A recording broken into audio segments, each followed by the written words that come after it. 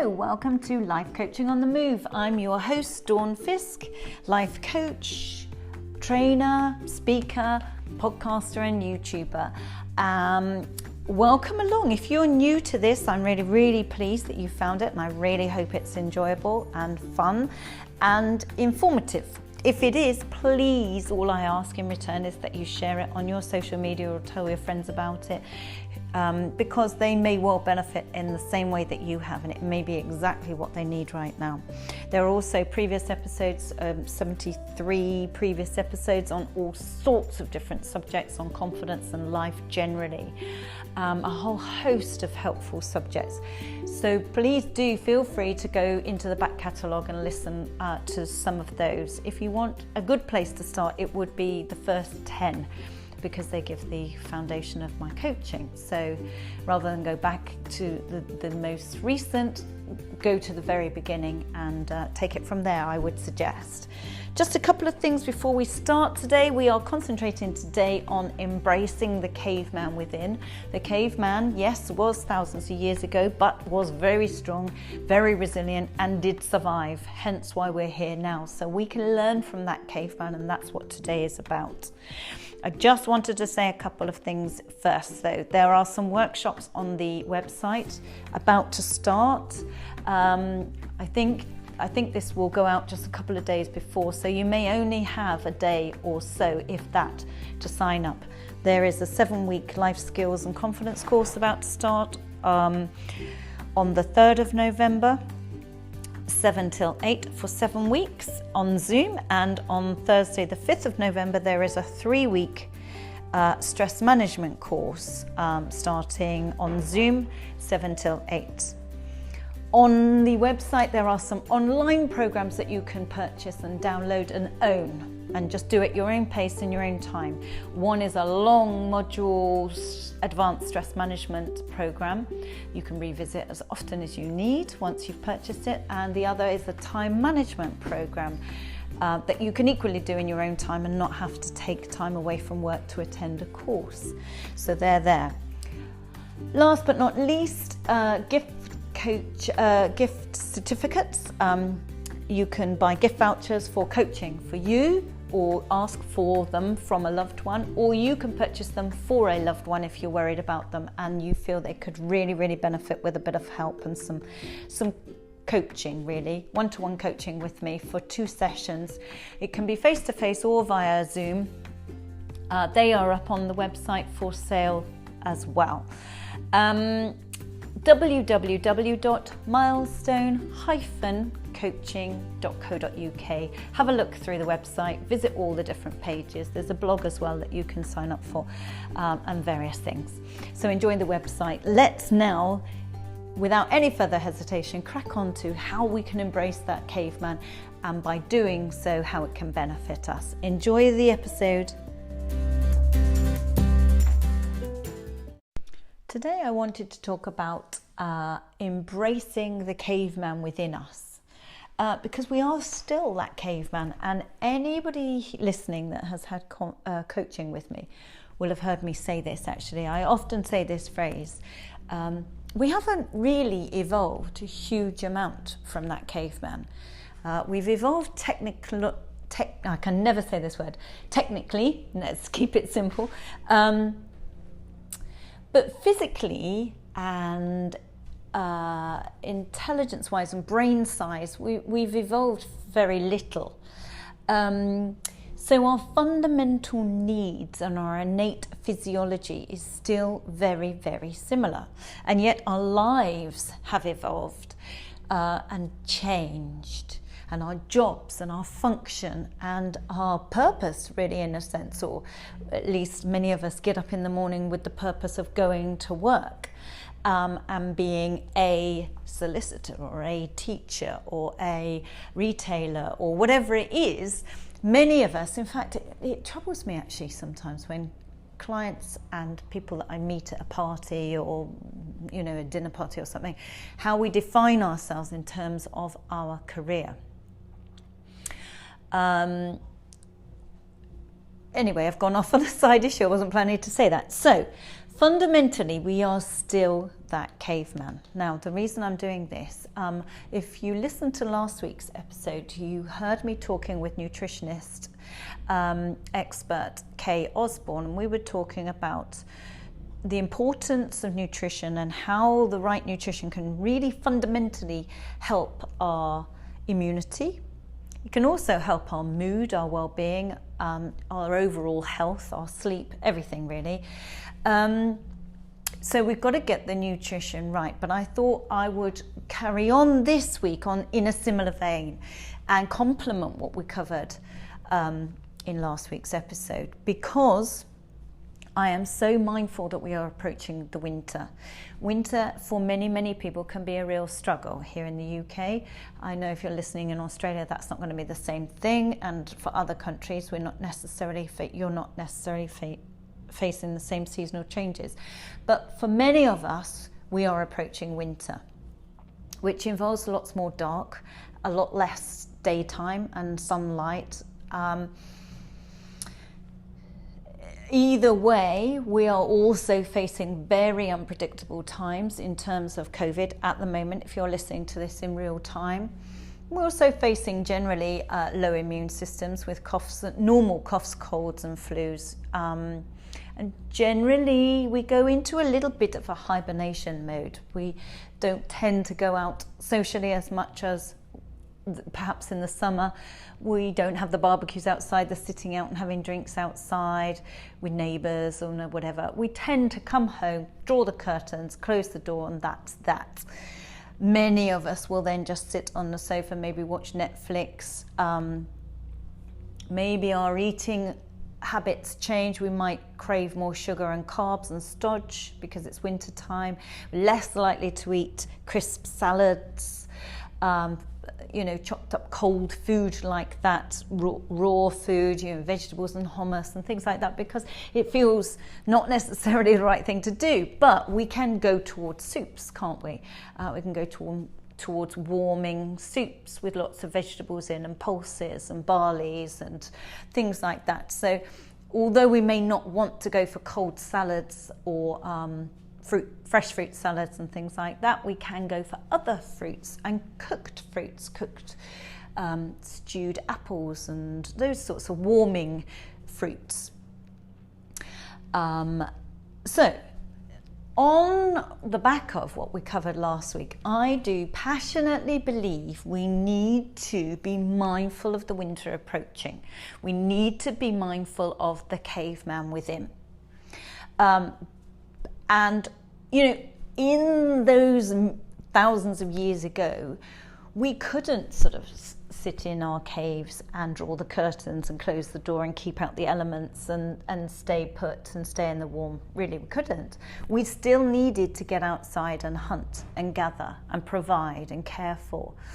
And so we do still need to go outside. I know I've said this before, but I just want to recap it in case you haven't listened to previous episodes. So fundamentally, we need to look after ourselves nutritionally. Just adapt what we go for, but keep it still healthy. Now, I've been reading up on this a lot because I so passionately believe there is a lot of truth in this. I've been reading around it. And I'm right. I proved myself right. Not that I lie, I'm not dwelling on that. But I found it really, really interesting. The caveman actually did need to move around. So physiologically, we are designed and we evolved to cover a lot of ground and to move about. We had to roam, we had to provide. Now I wrote it down. Where did I write it down? We would sort of track our prey for days. That's how we used to hunt. How did we used to be able to capture things that were bigger than us, that were faster than us? Well, we did it by tracking them. We would slowly wear them down over days and days to the point where they were hit the point of exhaustion, really, and we would go in for the kill. So we have evolved. We are meant to walk on 2 feet, run, move, cover miles, cover the ground, be active, be physically fit and able. That's how we survived as a human and as an animal, really. And we're still the same. Unfortunately, we have adapted our environments and our jobs, so much so that now we sit a lot. We sit at a desk a lot, or in a car a lot, or on a train and travel, or in meetings, boardrooms and things like that. We're not covering the miles that we're meant for physically. If you think about the caveman, though, we would have covered the ground. We would have tracked our prey for days and days and days until it's so exhausted we could get it down, go in for the kill, drag it back to camp, and then once we provided for our community, we would sit. So the caveman never went for exercise for the sheer joy of it, which is different to now. Now, we may go to a HIIT class because we get a real buzz out of it. We may do yoga because we really enjoy it and we love the movement. We may go swimming because we love to swim. We may climb rocks or abseil or whatever it is. We may do it for the sheer enjoyment of it. Whereas the caveman didn't do that so much.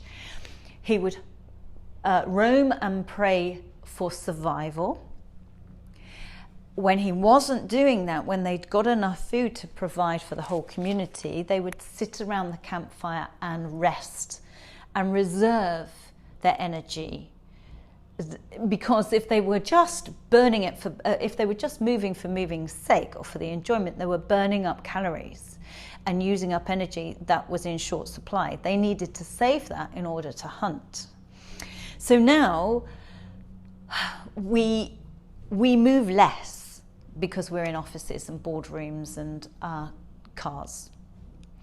But we still need to move. We need that physical activity. We need to be burning off the adrenaline that is coursing through our bodies because of stress, because we're in a meeting and we're put on the spot, or we're presenting in front of a live audience and we need to be able to fire back the answers to questions and field the questions, or we've got to think on our feet because we're a doctor and we're doing life-saving things, or we're dealing with customers and we've got to come up with good deals, etc., etc. We're teaching children and we've got to be able to cope with the classroom environment, or we're bringing up young ones and we're parenting. Whatever it is, we have to be able to deal with stress, perceived stress that comes our way, but it is the same response that we got as a caveman when we had to run and hunt and capture and provide.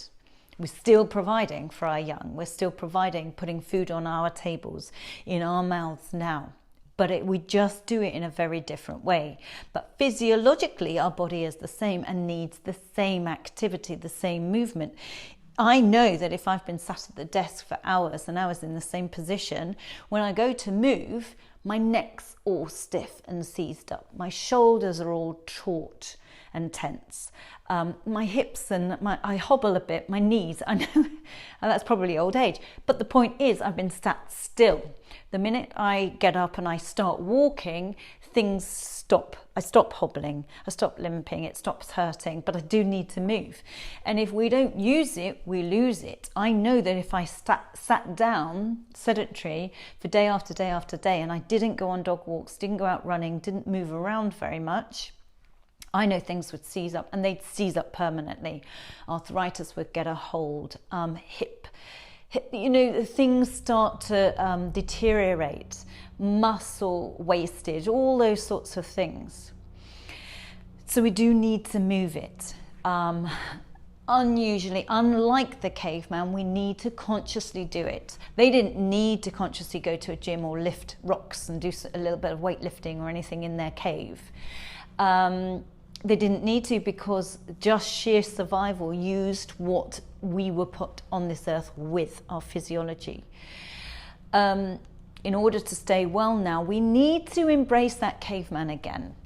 Now, lots and lots of clients say to me, or friends or relatives will say, yeah, but I don't do exercise. I hate exercise. I've always hated exercise as a child. I was that child that never got picked for the team, was last, that nobody wanted. I hated cross country. I hated this, I hated that. I used to dread PE and would tell them I had forgotten my kit, and so on and so on and so on. Those are all beliefs, by the way. They are disempowering beliefs that you're putting in your way. But what we need to change is how we see exercise. Because if we see it as a real hideous torture, for want of a better phrase, if we dread packing up that bag, driving to the gym, it's a cold, wet, dark evening, you've done a day's work, it's pouring with rain, you get outside the gym, and you don't want to go in and it's cold, and you don't want to get changed and undressed in the changing room, it's cold and you're shivering, you just want to go home and put the TV on, and I get that, I completely understand that, it really is hard. And of course, if we create that environment and that mentality and that whole scene, we're really unlikely to do it. Because unless we're really, really strong-willed, most of us would think, oh, do you know what, I've got other things I need to be doing. And we would drive back home. I have done it myself. When I used to go to a gym years ago, I have sat outside the gym. I could see people through the windows and I have driven away. So we need to look at other ways to move. In fact, actually, maybe we need to even stop saying the word exercise or keep fit or get fit or whatever. Maybe we need to reframe the whole thing and just see it as movement. Just bring more physical movement into your life. If we call it exercise and we've got these beliefs, I don't do exercise, I hate exercise, we're going to put barriers up. But if we see it as just physical movement and increasing just the sheer movement, that's all the caveman did, was they moved with purpose and reason. We just need to do the same. And by the way, so many of us, if we saw the stairs or an escalator, the majority of us would take the escalator. And actually, so too with the caveman. Because the caveman, physiologically, we're programmed to reserve energy. So if we think for 1 minute we can reserve energy, it's innate, it's in us, it's programmed in us. The caveman would also take the escalator to reserve calories and energy.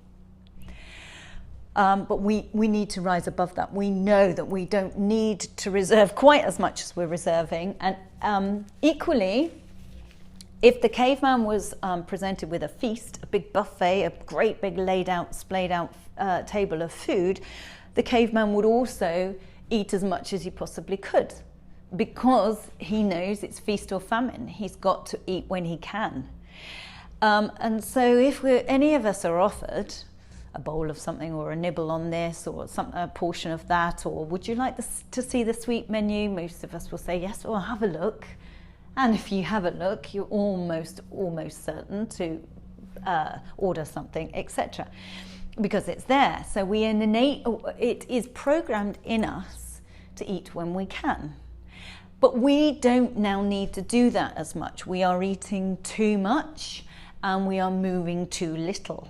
This is why the tables have turned, the scales, quite literally, but metaphorically, I mean, the scales have tipped the other way, and we are now, as a nation, really struggling and suffering from obesity and diabetes and all the health issues that go with that, the cancers, the heart disease, the blood pressure, the strokes, the arthritis, everything that goes with the weight gain, because the scales have tipped insofar as we are eating much more than we need and we are moving much less than we should.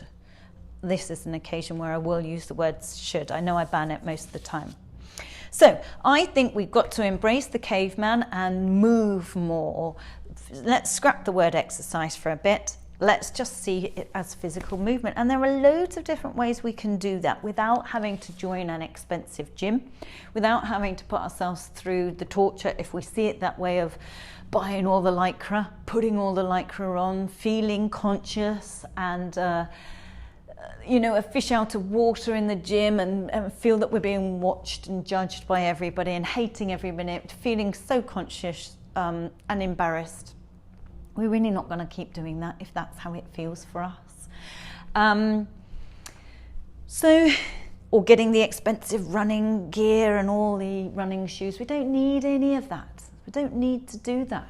We just need to physically move. And I got a pen and a paper yesterday and just sat and just let my mind run. Race with all sorts of ideas of ways of moving without it actually being in the gym.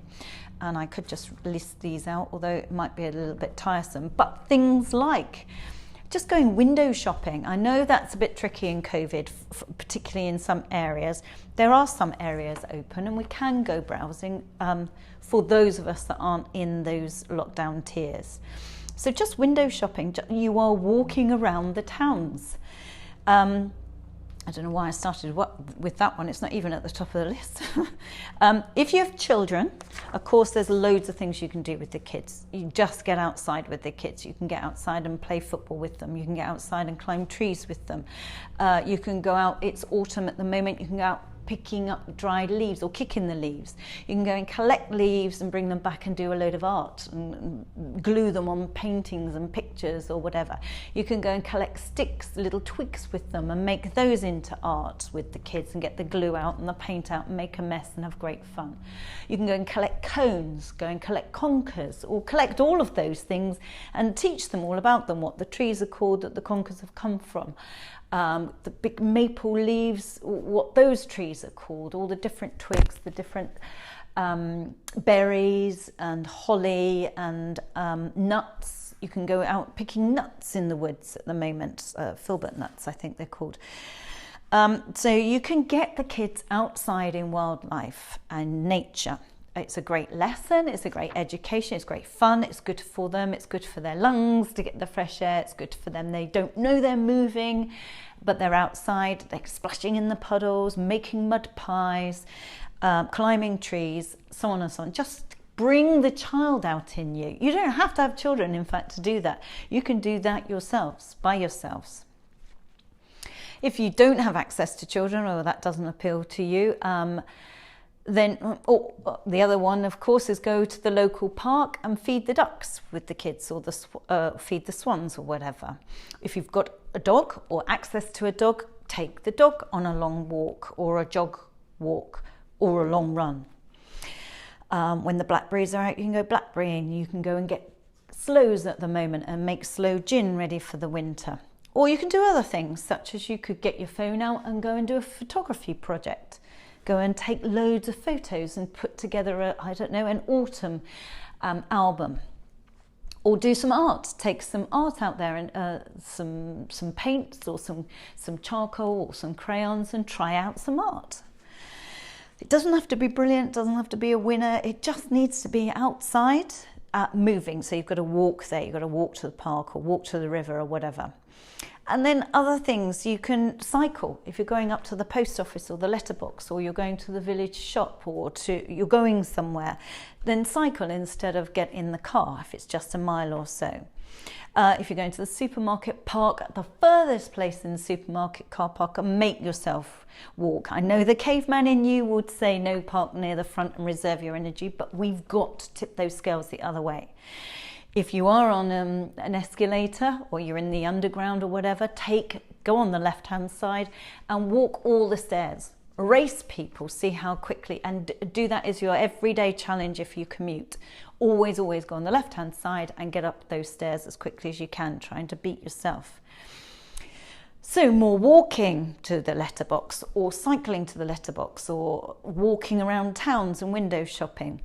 Get a metal detector and go metal detector, or you can do, I've forgotten what it is, but there is an app where there are things hidden in woodlands and things, little boxes and little tubes that you have to find. There's an app where they're all over the world, actually, they're hidden. I really can't remember what it was, and I have found them before. And they're all over the world, so you can even do it when you're on holiday or you're away in a different town in your own country or whatever. And they're hidden everywhere, and you find them and you write on them that you found them, and then you put them back into that hidden box. So it's a kind of worldwide treasure hunt that you don't really get the treasure for, but you log them so you mentally know how many you've got, and it's an app that you can follow. So that's fun. You could get the kids or the family or the older ones, or you and your friend or you and your loved one could go and do that. Free. Get outside, wash the car, get outside and sweep up leaves, cut the garden back ready for the winter, cut some of the hedges, cut some of the plants back ready for the winter time, preparing them for the spring. Go to the beach. We went to the beach on New Year. For the last few years, actually, we've been to the beach at New Year's Day, and it's glorious. We just don't let the weather become a barrier, because you just need to change what you put on. If you're in offices, then maybe get a standing desk. My husband's partner's just got himself a standing desk in their office, just to burn off some more calories, make himself fitter. It's better for us. He can put it down and sit down if he wants to at different times, but much of the time he stands. You can get treadmill desks as well. Many companies have got the odd treadmill desk or standing desk or cycling desk actually, where you can cycle while you're typing on your laptop. And if you haven't, maybe put that forward to your bosses and see if they would encourage it. Dancing, just dance at home. Put the music on, put your favorite music on for 5-10 minutes while you're at home by yourself or with the family, and just have a really good dance. Go to a snow dome if you can go learn to ski in a local snow dome or a dry slope skiing sort of facility. Go paintballing. You don't have to have children to go paintballing. It's great fun. It's outside in the mud, high adrenaline. Housework is movement. Get the house blitzed. Wash the car, as I've said. Go skateboarding, go gardening, all of those things. There are so many things you can do that isn't an exercise regime. And of course, there are exercise things that you can do too, such as golfing, such as you could go fishing, you can go skateboarding, you could go for a run, you could go for a cycle ride, proper sport, or go to a gym, or do stuff at home in front of Zoom with free yoga on YouTube, with free HIIT classes, with Joe Wicks, with many, many others. You can decorate at home.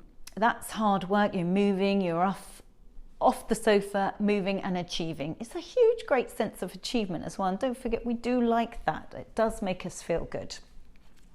So we do not have to just blob out through the winter on the sofa every day and get a sedentary lifestyle. We need to just each weekend build something in.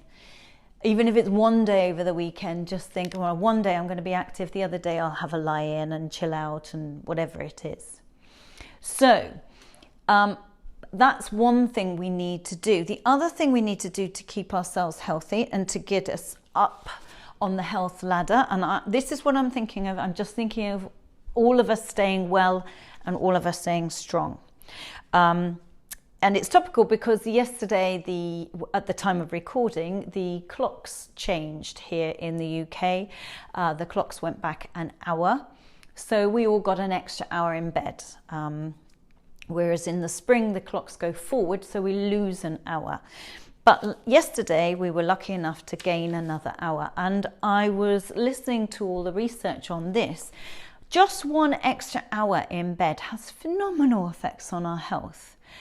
Really, really positive effects on our health, the amount of sleep we have. Every autumn, when in the UK, when the clocks go back and we gain an extra hour, there is consistently found to be 21% reduction in the level of heart attacks the following day. 21%, that's nearly a quarter of less heart attacks than any other time of the year. Whereas, conversely, when in the spring, when the clocks change and go an hour forward and we lose an hour, there is a 24% increase in heart attacks the following day. That's a phenomenal amount. That's a shocking amount. Another bit of research, if we're getting 5 hours or less sleep per night, there's 70% more likelihood of us contracting pneumonia if we've got a cold, if we're ill.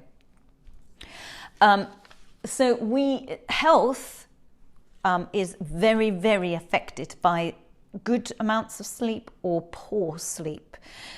So we do definitely need to see sleep as a protective weapon to protect our health, our well-being, our mental health, our immunity. There's not one part of our body that doesn't benefit from good sleep, good regular quality sleep. Equally, there's not one part of our bodies that doesn't suffer from long-term poor quality sleep. So if we can see that by gaining an extra hour a night when the clocks change, there's 21% reduction in heart attacks, we need to be really mindful of that, and we need to actually sort ourselves out, sort our routines out, sort our days out to enable ourselves to have an extra hour most nights. Because the truth is, we are in charge of what time we go to bed much of the time, unless we've got young babies or we're on shift work or something like that. Generally, the majority of us are in charge of when we go to bed, but so many of us have, I would say, poor sleep hygiene. Maybe we drink too much caffeine. Maybe we sit up just that bit too late. We watch the 10 o'clock news, that puts us in a bad mindset. Then we scroll through Facebook, then we check our emails, then we're troubled by the last email that came through. We've had all that light exposure to us, which is poor for sleep. We need to reduce the light exposure, especially from our devices. Sleep with the device out of the room, not check our emails, not check social media an hour or two before we go to bed, properly wind down before we go to bed, maybe have a warm bath, keep the lights low so we have minimal artificial light inside our eyes or in contact with our eyes and our brains, so that we start to release the right hormones ready for a good night's sleep. We need to keep the bedroom at a good temperature, a cool temperature. If we can, we need to make it comfier if the pillows are wrong or the bed is wrong. Anything and everything that we can do to ensure we get a better night's sleep, make the room less cluttered if it's cluttered, try and get work out of the room if we can, if we're working from home, maybe position the work somewhere else if we can possibly do that. Reduce noise, reduce light, maybe put a mask over. If we've got a street light outside, put a black mask over our eyes. If there's noise and traffic, then get earplugs. I've recently had to use earplugs at various times because of my husband snoring, or I went away and I shared a room with my son, or I was staying with my sister in the lounge of a small place. So for various reasons, I've been in the hotel, things like that. I've used sort of silicone moldable earplugs. Oh my word, do I get a much better sleep when I can literally hear nothing. They are so effective, and I would definitely recommend getting silicone earplugs if you've got traffic noises and sirens and things like that going. So if there is anything you can do to improve your amount of sleep or the quality of your sleep, then I would definitely urge you to do that, because there are massive health benefits from getting more sleep. The other thing that the caveman did, so we've already talked about nutrition, we've already talked about movement, we've already talked about sleep. Of course, he also got daylight, so he's outside. We need that for vitamin D. I've talked about this a lot. Vitamin D is from the sun. You don't need bright sunshine. You don't need to be sunbathing to get it. You just need it on your face and hands. And even in the winter, it doesn't have to be a sunny day. It can be a cloudy day. It's daylight. But of course, in the winter, the sun is not as strong, so you need longer out there. On average, we need about 20 minutes a day, but you can store vitamin D, so we could get a few hours over the weekend. That would keep you going through the week. But the majority of us are depleted this time of year. We're going lower and lower and lower in terms of the amount of vitamin D we've got on board, and it's only going to get worse through the winter, particularly if we don't go outside. And that's not good for the immune system. Vitamin D is fantastic for our immunity. It's crucial. It's also very, very involved with our mood and our well-being, which is why we get seasonal affective disorder.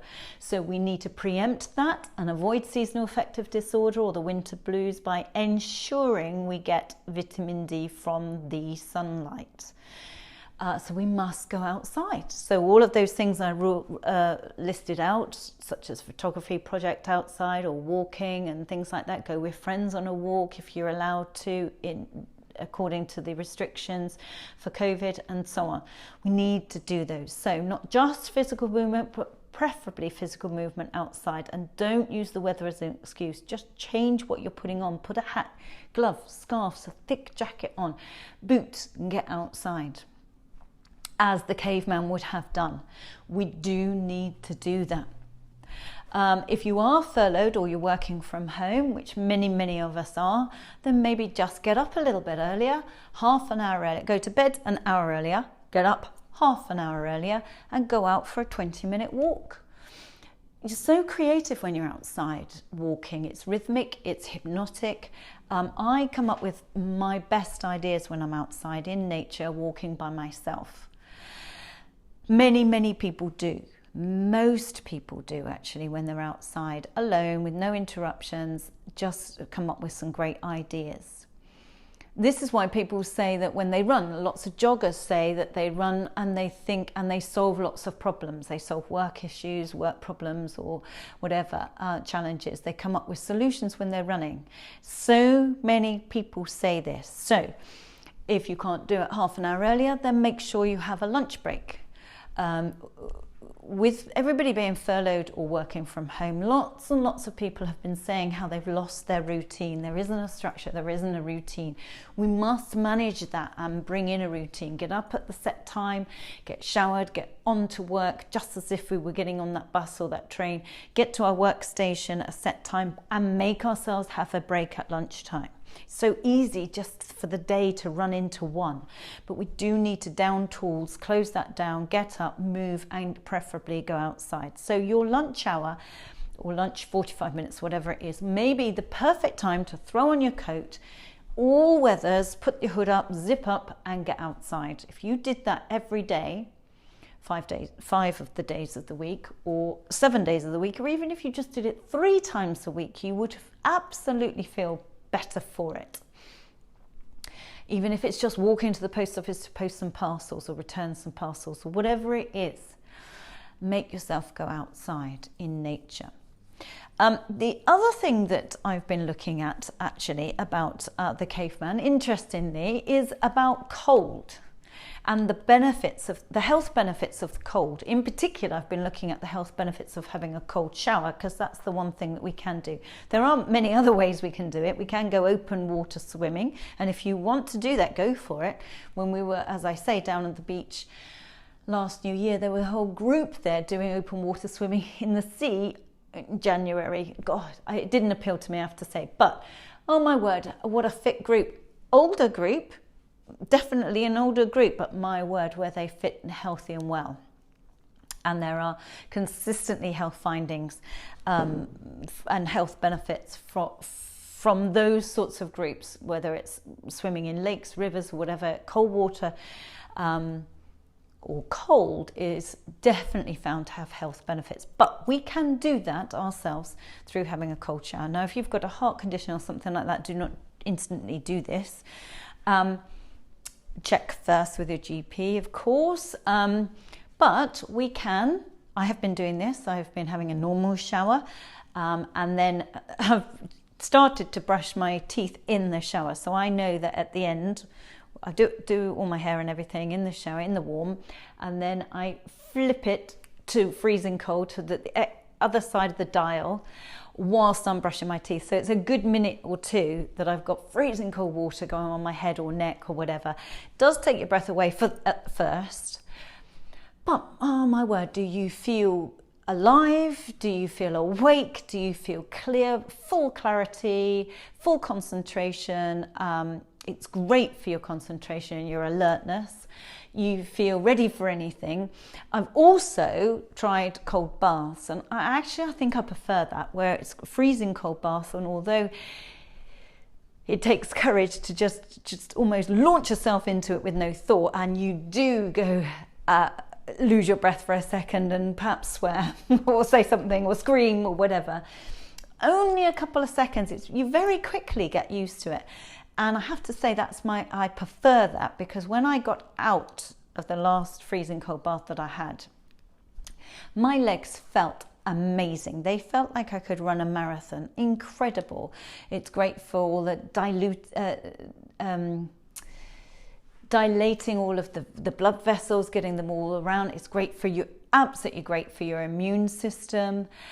It's brilliant for inflammation, and many of the diseases and arthritis and illnesses are, and depression in fact, are related to inflammatory markers. And cold water is definitely found to be positively affected by cold water. So I have been trying that myself, and I definitely am finding benefits for that. The research is indicating that it definitely strengthens our immune system. So I just feel, with winter looming, particularly this winter, that if I can do that for just a minute each day, it's easy, it's cheap, it's accessible, it doesn't take any effort. I'm in the shower anyway. I may as well. What's the downside? And I have to say, I really, really am enjoying it. Well, enjoy it, that's the wrong word. I wouldn't say I enjoy it. I'm really benefiting from it. And of course, that goes back to the caveman. The caveman wasn't in artificial heat, artificial light, all warmed up, cozy as toast, sat round the heating or the fire or whatever with our curtains drawn. It's everything that the caveman didn't do. He would have got cold. He would have got rained on in very cold water, and would have still had to wash and things like that in cold water. And we survived, humans survived, and we're still here now. So there are times when I think maybe, just maybe, we had it right in so many ways, on so many subjects, and maybe as we've evolved, we've lost sight of that. A while ago I was in Greece, and I was talking to an elderly Greek lady, a grandma, kind of grandmotherly type, who came across as very wise, worldly wise, and she makes her own hair conditioner with something from the bark of some tree. She boils it up, and then it's in olive oil. I mean, all the natural things. Makes her own hair conditioner, that you can make your own hand cream and hand exfoliant with rock salt and olive oil and things like that. I'm just beginning to think that perhaps all the products we buy with chemicals and all sorts in them, perhaps going back to how things used to be, with the good old-fashioned olive oil bases or honey bases, or the vinegars for cleaning and the lemon juice for cleaning and all of those sorts of things, that maybe actually things are coming back full circle, and perhaps we had it right and we were looking for better solutions, but perhaps they're staring us right in the face so much at the moment, that if we just went back to basics, cooking our own food, chopping our own food, preparing it all ourselves, going back to things like olive oils or honeys or vinegars and things like that, then not only are they probably cheaper than some of the products that we get, perhaps they're better for our skin, perhaps they're better for our bodies. That's definitely the way I feel I'm going, more and more and more back to how it used to be. Because perhaps our grandparents knew better than us, perhaps our ancestors knew better than us, because there was a reason why they evolved, why they survived, why we survived and how we survived. And we're still here now. So I don't know about you, you don't have to, but that's definitely what I'm going to be looking at this year. The good old-fashioned way, and embracing the caveman within, and getting out there and just enjoying what actually is outside on our doorsteps for each and every one of us. It's free, it's there, it's accessible, or parklands or fields, or if you can get there or get on a bike and go to a park or a river or the closest place that you've got near to you. with the restrictions, then I would say go for it. If and when you can, make the most of it and enjoy it. Just enjoy it. And we don't have to beat ourselves up and put ourselves under pressure to exercise and go to a gym. There are so many other ways of doing it. And of course, as always, if we do it with other people, we're more likely to do it. So if it's a date in the diary and a commitment made, you're much more likely to show up if you've got other people going to meet you in the park to go for a walk, or another family, another mum and their children to go collecting leaves and splashing in puddles and things like that. Because just as the caveman depended upon connection and community, so too do we, and we've lost sight of that a little bit, and we need more of that. So we need to look after each other and share experiences and have contact with people and reach out and help each other and support each other and get from each other and give to each other. We're not in this alone, and before we know it, the clocks have changed. But as my son said this morning, I really panicked this morning. It was light and I thought I'd slept in and I was late. I said it will be light for a week or two, but then it will be very dark. But before we know it, get the other side of Christmas, and the nights start drawing out, and it's also cyclical. It's not for long. Before we know it, it's changing again, and we can see glimmers of hope. Also, I don't know about, I wasn't planning to say this, but I was just thinking, I met with a friend the other day, and in amongst the conversation I said to her, I can't believe I actually did this because it's very bad of me, but I said to her in a slightly negative, downturned way, oh gosh, what's Christmas going to hold for us this year? I wonder. In maybe a negative way, and she instantly just said, oh, I can't wait, and we're going to really do this, we're going to do that, we're going to buy a whole load of new decorations and go to town on the decorations, and we're going to put something out on the front lawn, and it's going to be really loud and in everybody's face, and cheer the road up and lots of lights, and just her energy and her attitude and her approach hugely cheered me up. And I thought, do you know what? She's so right. Why was I automatically telling myself it's going to be bleak this year? Why should it be? We need to perhaps, or I need to have a word with myself and make it a good Christmas, because we are in control, aren't we? We've got to control the controllables, which is what I preach, so I need to preach that to myself, and make sure I do everything in my interest that I possibly can.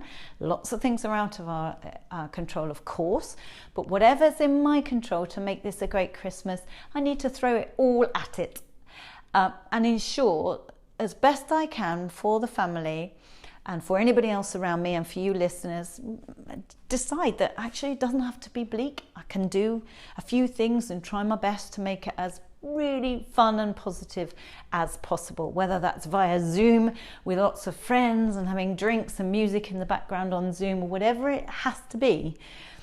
I'm not going to give in now that I've given myself a chat, a little pep talk. I'm not going to allow it to be automatically a bleak Christmas just through my mindset of assuming, well, it's going to be bleak this year, it can't possibly be good. Well, if I think that way, that's what's going to happen. If I change my mindset and ensure and throw everything I possibly can at it in order to make it a really good Christmas, then there's no reason why it shouldn't be. So I hope that's inspired you too, because she really did kind of shock me. I wasn't expecting that. I was expecting all of us to collude like we have been, and through the press and through the media, we're all colluding on this negativity and spreading it. She completely took the wind out of my sails and was exactly opposite to what I was not expecting that. And it was a good jolt, actually, and I'm grateful to her. So hopefully I can share that with you too, and all of us can try our real best to make it a cracking Christmas. So I'm going to end the podcast there. I'm going to just wish you all a fantastic week ahead, with lots and lots of movement, lots and lots of fresh air and vitamin D and social connections and good nutrition. Just take care of yourselves and have a great week.